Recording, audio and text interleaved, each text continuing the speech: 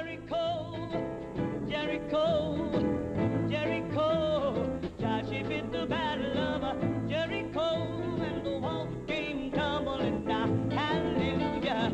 Joshua beat the battle of Jericho, Lord. Jericho, Jericho, Lord. Joshua beat the battle of Jericho, and the walls came tumbling down. Up to the wall of Jericho, sword rod in his hand. Oh, blow your horn, cried Joshua, the battle is in my hand. Hallelujah. Joshua beat the battle of Jericho, Jericho, Jericho, Lord. Joshua beat the battle of Jericho, and the walls came tumbling down. The Israelites would mention these particular miracles time after time. And so they've never forgotten these miracles because they've left an impression upon their entire generation. Those to still come. These miracles. The one was the crossing of the Red Sea.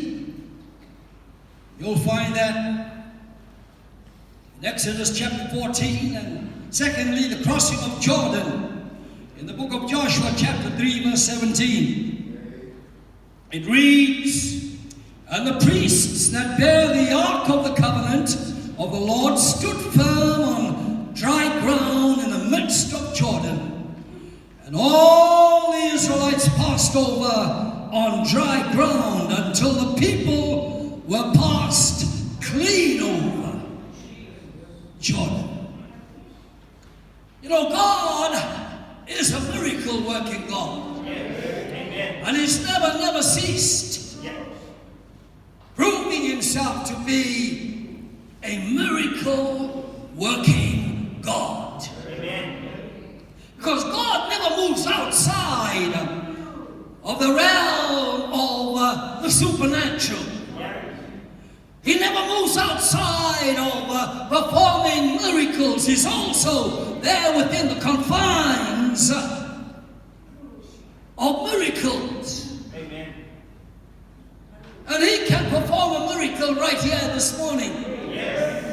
Amen. If you want it, you can have it. And the blueprint is there. The instructions are there. The commandments are there. The laws are there. And if you abide by them, be sure you have your miracle. Anything you want. Don't put a limit on God.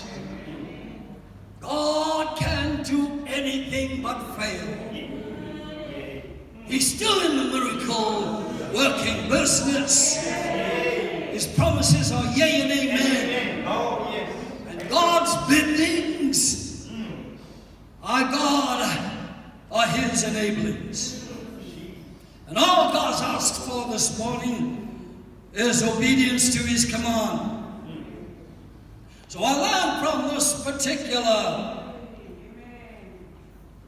promise that God is a miracle working God. I learned from that these promises are not self-executing. In other words, they need to see them come to pass. You and God. Amen. That's it. And if two shall agree as touching anything, I mean just anything, it shall be granted unto them. So the promises that God has promised to you and me need human cooperation. You, me. And so after the children of Israel, led by God's servant Joshua, had crossed over Jordan, it was wonderful, and they had to do exactly as God had instructed, or else they would have died, drowned there in the river Jordan. It was in flood at the time. all the waters had flooded the banks. And in order for them to cross over, they had to listen attentively to what God was instructing them. And then only will they cross over safely without getting drowned. And so they did. According to the word of God, they went over onto the other side. Hallelujah. Amen. But then that wasn't the end. Where were they going? They were going to the promised land. Yes. Great blessings, bountiful blessings, the kind that make rich and add no sorrow, were the blessings that God had purposed for every single one of them.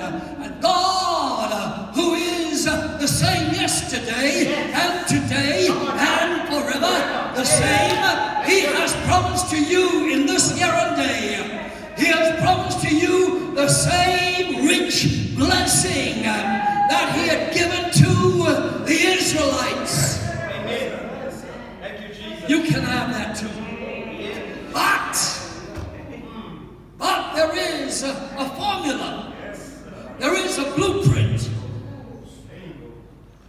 There are instructions that are given to us. You can't just get blessings from God anytime you want to without keeping His commandments. Yes, you have to obey His instructions. And God will bless you. Hallelujah. And so God has given to them Jericho. Jericho, after they crossed the Red Sea, Jordan, God had given them Jericho. Hey, but there were walls, high walls, strong walls, wide walls that they had to cross over in order to get into Jericho. Jericho.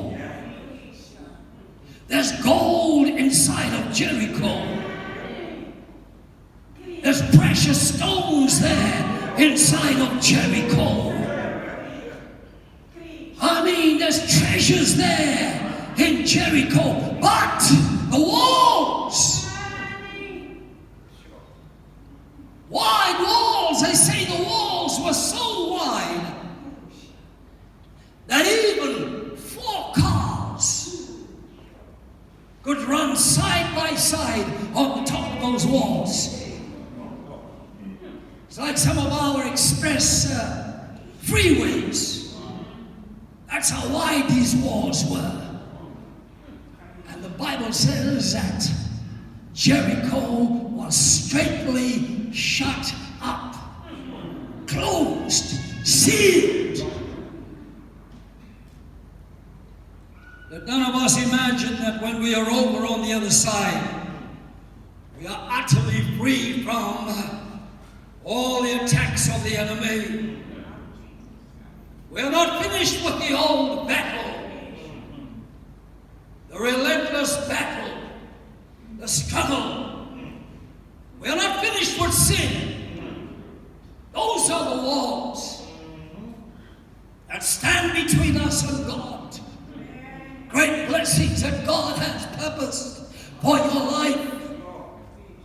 Treasures.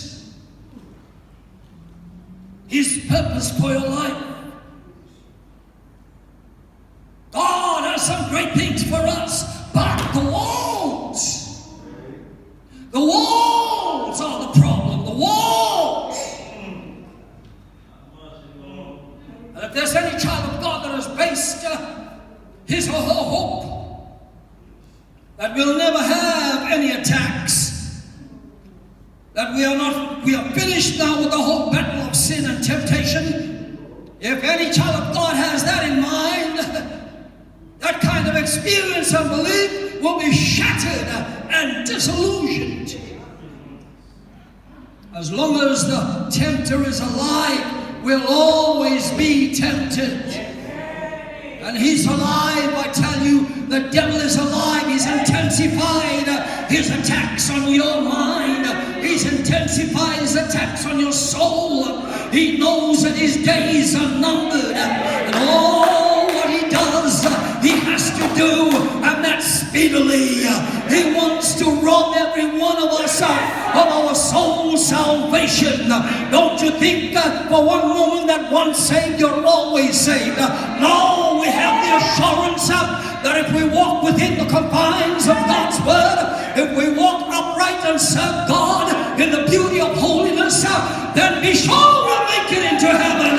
But you cannot do otherwise, my brother. You dare not walk hand in hand with this world. You will suffer the loss of your soul. We've got to walk upright. We've got to live upright. We've got to serve God in the beauty of holiness.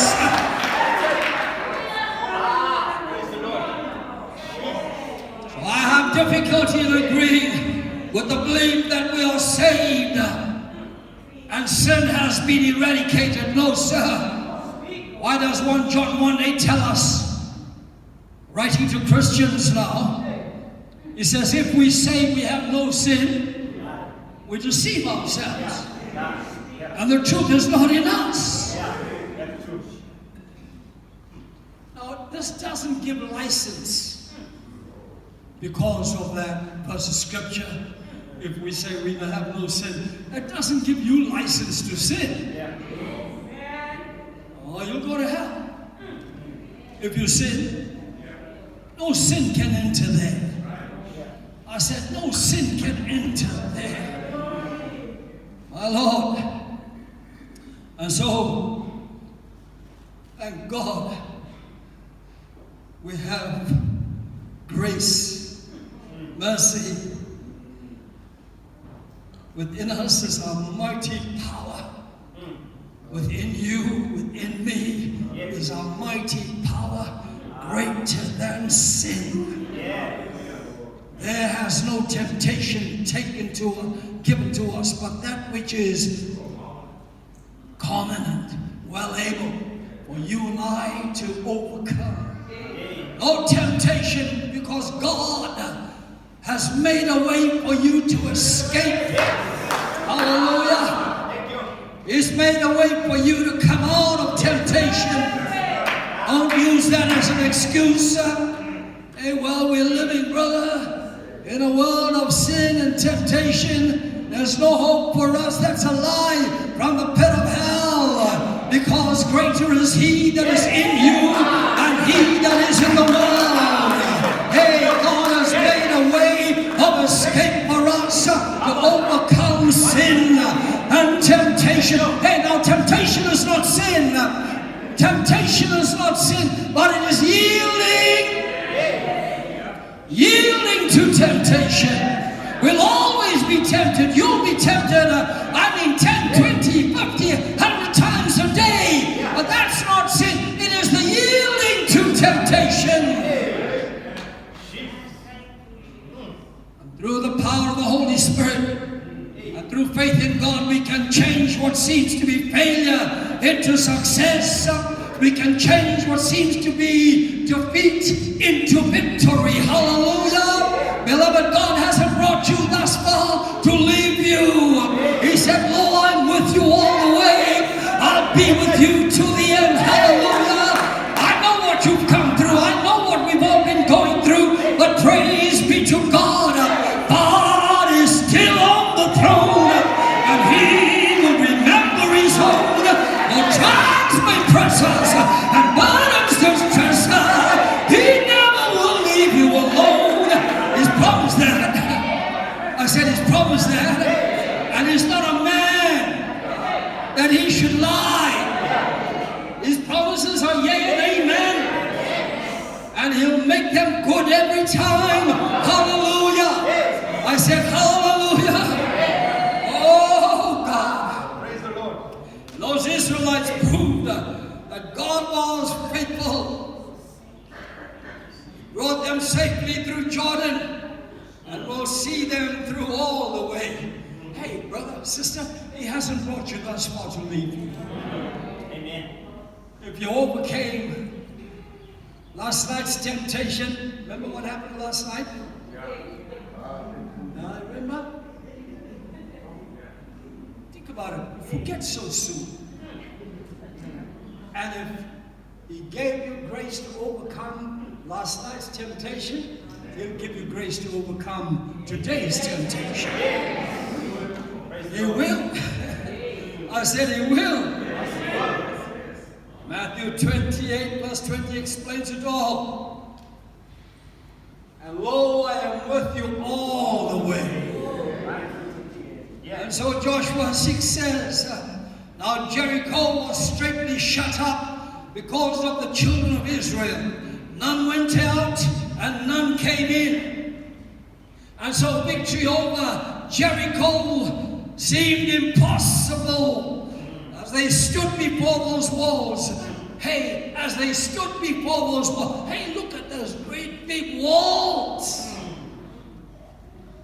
But, I said, but God. That's it now. But God. Hey! And he's still on the throne. Oh, yes, he is. I said, this mighty God is still on the throne. And by the way, if you didn't know it, he's right here with us. Hallelujah. He said, lo, I'm with you all the way, even until the end. Oh, just by faith, listen to his footsteps as he comes down the aisle. Oh, listen to the rustling of his garments as he walks through the pews. Hallelujah.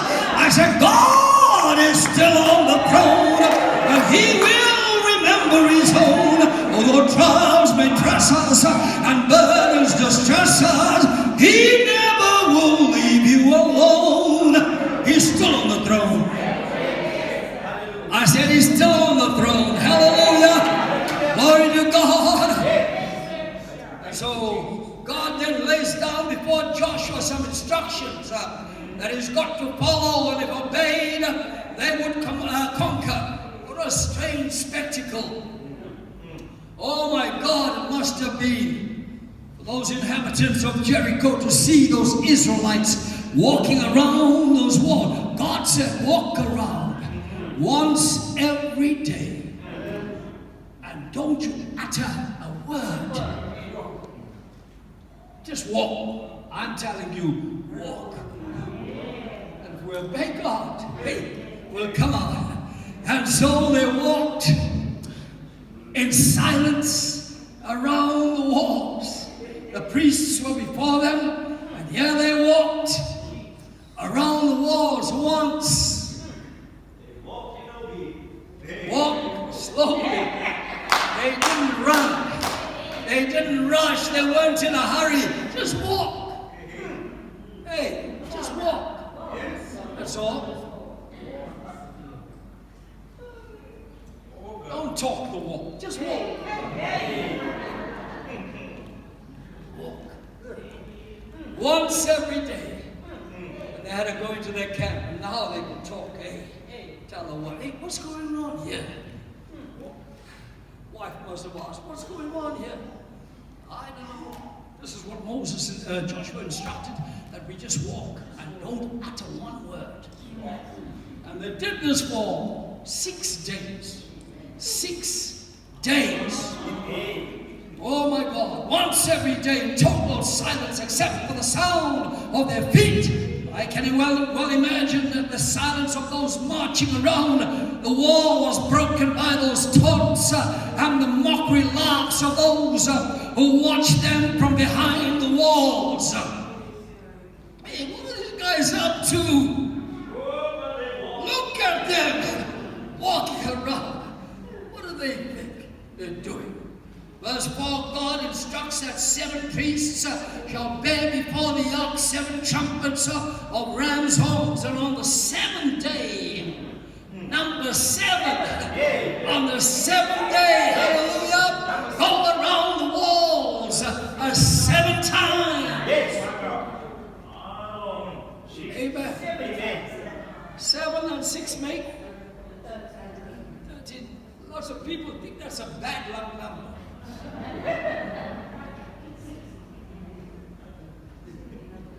to some of the planes, they don't have seat number 13. No. The Israelites discovered that this was a good luck number 7. Hallelujah. Oh, my Lord. And on the 7th day, go around the wall 7 times. And the priests must blow with the trumpets. And then a long blast. And then loudly shout. Shout. I said shout. I said shout. My God. Most of us are so stiff and starchy. Hey, what will people think of us? Shout. Shout. And guess what? The walls came crumbling down.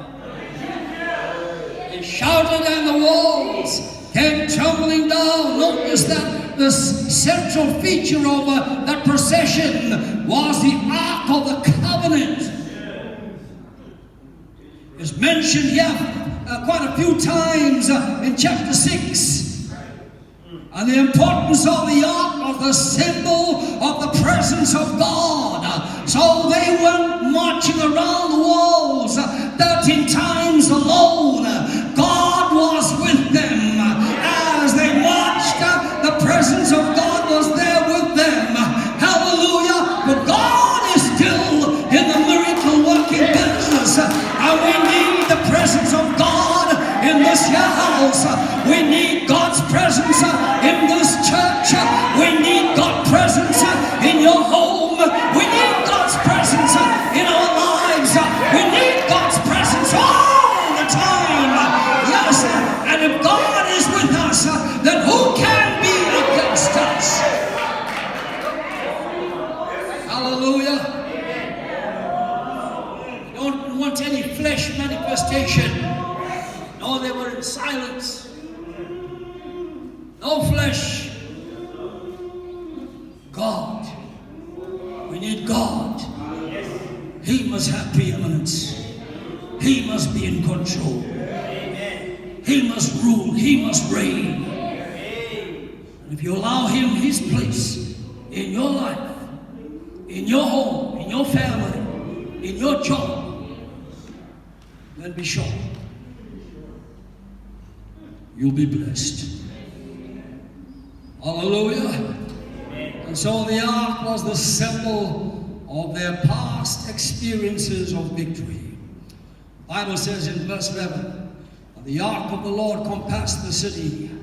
Hallelujah. And the greatest difficulty in the Christian life is to get to the place where one is prepared to admit that the task is too big for us to handle. And the enemy too powerful for us to overcome. And so if our Jericho must fall, then God must take control and intervene on our behalf. We love to quote Philippians 4:13, don't we? I can do all things through Jesus Christ who strengtheneth me. My God. However, let us never ever forget Zechariah 4:6.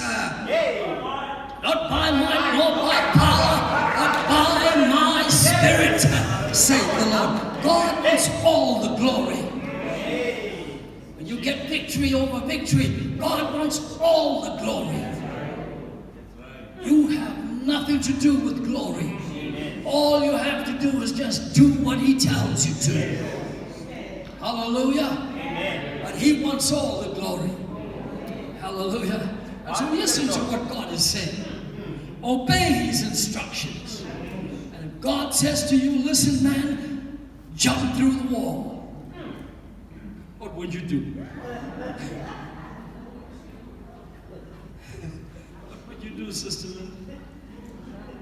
You would jump. We'll test you.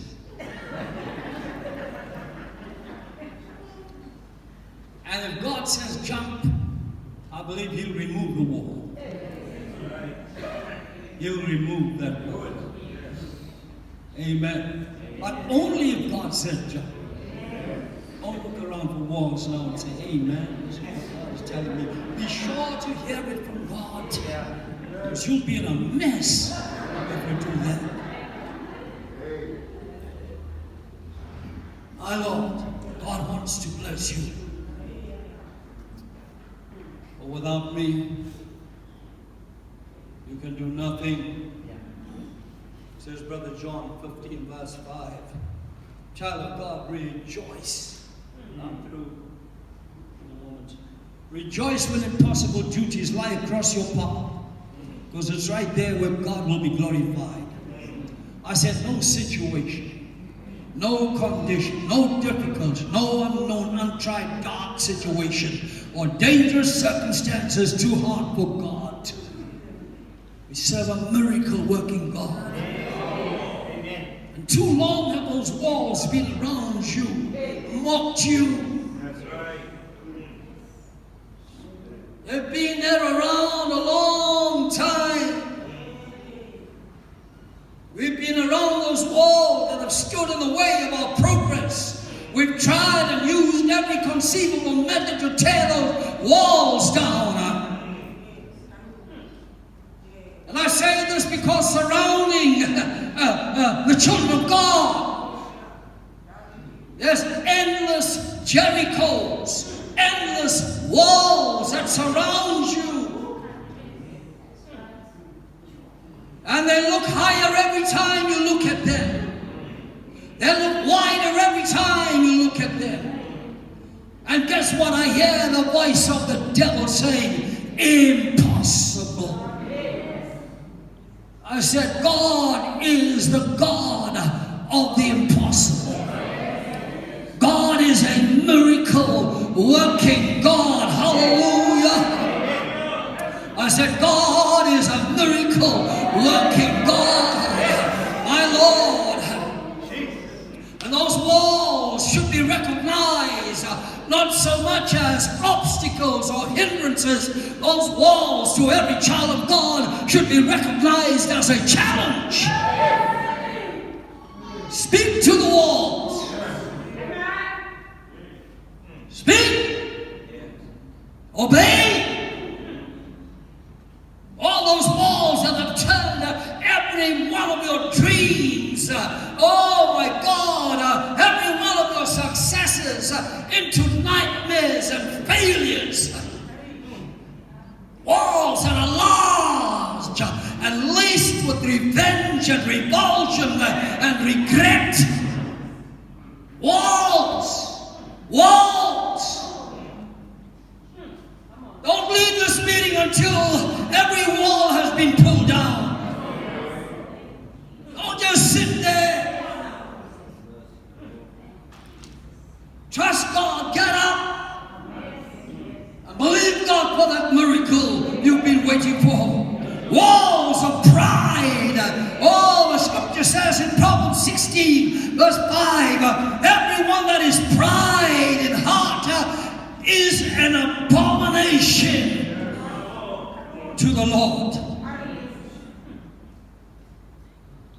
And it goes on to say that that person will never go unpunished. Pride may take various forms, but it all emanates from the haughty human heart. Pride was a sin that caused Lucifer, the devil, to fall. This is where sin actually began. Pride. Pride.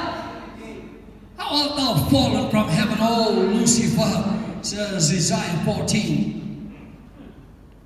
Son of the morning, how come? What happened to you?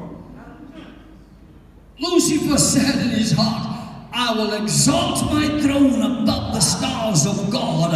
It goes on to say, as he struts and he swaggers in the presence of God, before God, I will be like the Most High. In just those two verses, Isaiah 14, 13 to 14, Satan says, I will, 5 times. Pride. hates it. He loathes it. It comes up into his nostrils as a stench. Pride. Pride. Who are you anyway? Who am I anyway? You're all going to die. Guess what? When you're in the coffin, they throw you into the mud, cover you up, and your body turns to dust. Pride. Pride. We've achieved so much, done so much. Look at us, we've climbed the ladder of success. Nobody like me. Nobody like me. Oh my God. Walls of anger. Jesus condemned anger and classed it with one of the heinous sins of murder. Matthew 5:22 reads, "But I say unto you that whosoever is angry with his brother without a cause shall be in danger of judgment." Anger not only brings out the animal nature out of you, anger, nature, but hinders our testimony, anger. And every one of us, me included, you included, are guilty of this anger. Don't sit there and say, well, not me, I've never got angry. And I class you as one of the biggest liars in church. Angry. When you have a little baby, a little child, screams,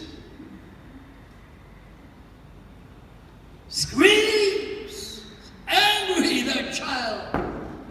Why is it screaming? Shouldn't it be happy every day? Everything is fine. Gets his milk in time, gets his bath in time, gets his bed in time. Shouldn't it be? But it screams out. Anger. Mom and dad, anger. Brother and sister, anger. Walls of anger. Pull them down, brother. Speak to that wall of anger. Speak to that spirit. Then said Jesus, put away your sword. Matthew 26:52. That's the story of Peter. Remember? Got angry. And then when Jesus cut up, servant of the soldier cut it up. He said, put away your sword, Peter. He that tries to live by the sword will die by the sword. Put away your sword. Anger. Many people are charming, lovable, humble, likable until they become obsessed with a fit of rage. It turns them into repulsive, irrational creatures. More like a wild beast. Anger. Work on it. All of us must work on that anger. Because we all stand guilty. Anger. God hates it. God says, put away your sword. Put away your anger. Take you to hell. Anger. Spoil your reputation. Your friends will leave you. Your home will perhaps even break up. Are you guilty of this blighting sin? Walls. And God never demands anything from us, action from us, without making a way of escape. Oh yeah, He's given you power to achieve. Amen. Psalm 37 verse 8, I'm closing. Cease from anger. Cease from anger. and forsake wrath. Now, if I have to preach again, telling me I'm taking the pulpit all the time, because I've just stopped preaching. I had a whole lot of stuff that I need to talk about, but I'm stopping now. So I'll carry on. I'll carry on some other time. But beloved, let's pull those walls down. Pull those walls down. Those walls of fear and anxiety. Those walls of doubt. Those walls of an unforgiving spirit. How many in this audience fail to forgive your brother or your sister, or your mother or your dad? You fail to forgive them. The man that perhaps broke your home up, the lady that perhaps broke your home up, you fail to forgive. You fail to forgive. You know, I was blown away, so to speak. That's the expression. Blown away when we had a crusade up here in Sidon Heights some time ago, 10th crusade. And one of the young men came up and with others at the altar call. This young man was there. And this young man had murdered, had killed one of the deacons, or the elder's sons. And that elder was right in his brother, in fact. Murdered his brother, the elder's brother. And this elder was right in church, in that tent. And guess what? When the altar call was made, this elder ran up to this young man, put his arms around him and said, "Man, forgive him, brother. Forgive him. Forgive him." Oh, that unforgiving spirit. How many of you are holding grudges? I'll never forget. I'll never forget. Well, you haven't forgiven them. If you never forget. All your sins have been washed away as far as the east is from the west. So far has God blotted out our transgression and never to be remembered. But you still hang on to that problem. Never forget. Gotta forgive. Doesn't matter what your dad has done. Doesn't matter what your mother has done. Doesn't matter what your son has done. Doesn't matter what your daughter has done. Doesn't matter. You've got to forgive. Pull those walls down. In Jesus' name. So we can get in and enjoy the blessings behind those walls. Shall we bow heads?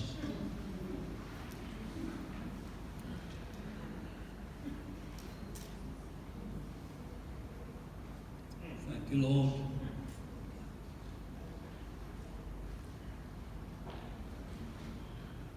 Thus saith the Lord, my children,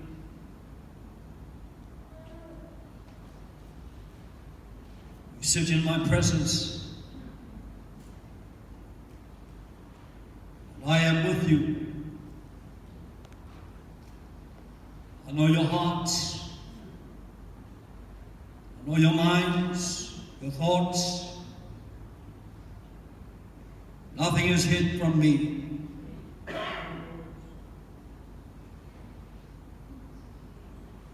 I know your plans. I know what you purposed in your heart to do. Nothing is hid from me.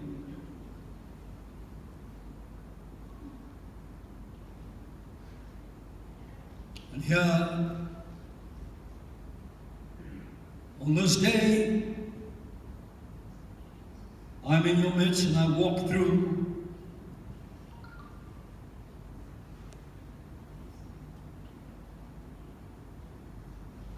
the pews. I walk down the aisle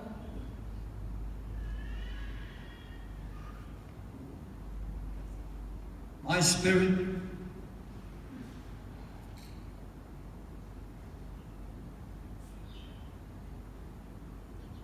is here with you, yearning, longing to commune with you.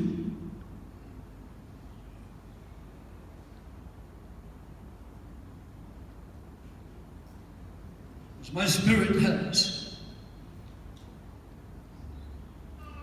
convicted you of things that have been there, lying dormant in your life for a long time.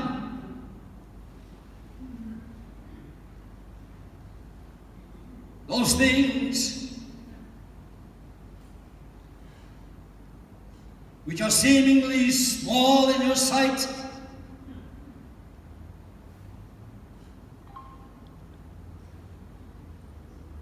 but are great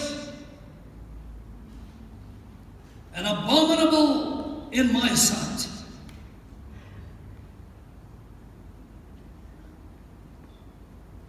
I want that you listen carefully to what the Spirit has to say to you. And have the courage of your convictions.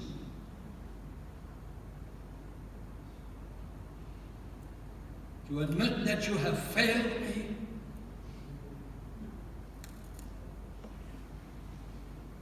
That you've sinned against me.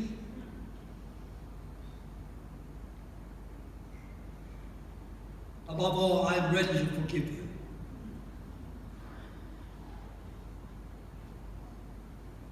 Wash the slate clean.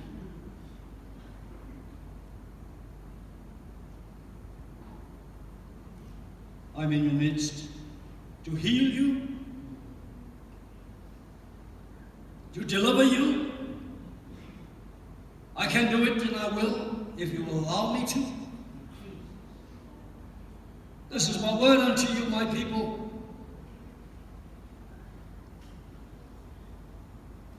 I have great things planned for you. I promised these things, haven't I, in the past? But I've been waiting for you so I could fulfill my plan for your life. Great plans. If you will allow me to do that, you shall enjoy glorious fruits of obedience, which are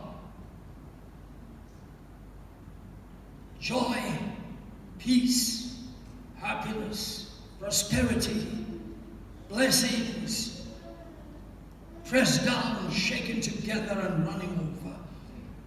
If you will obey me, saith the Lord, I will bring your families in. Every member of your family that you've been praying for, I will bring in. I will save and deliver them and set them free, for I am God and I lie not. For I am not a man that I should fail and fear.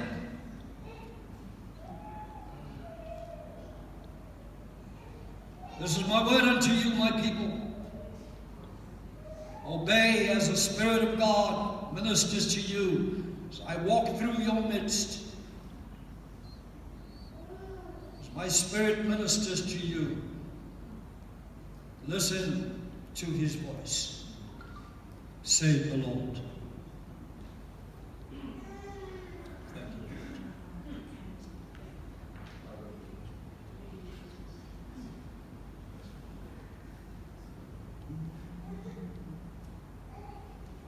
Thank you. Oh, the blood of Jesus. Oh,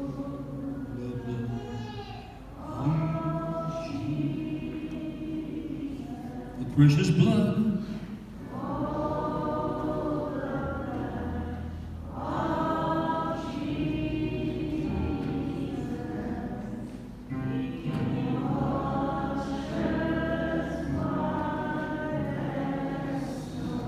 Oh, the blood of Jesus.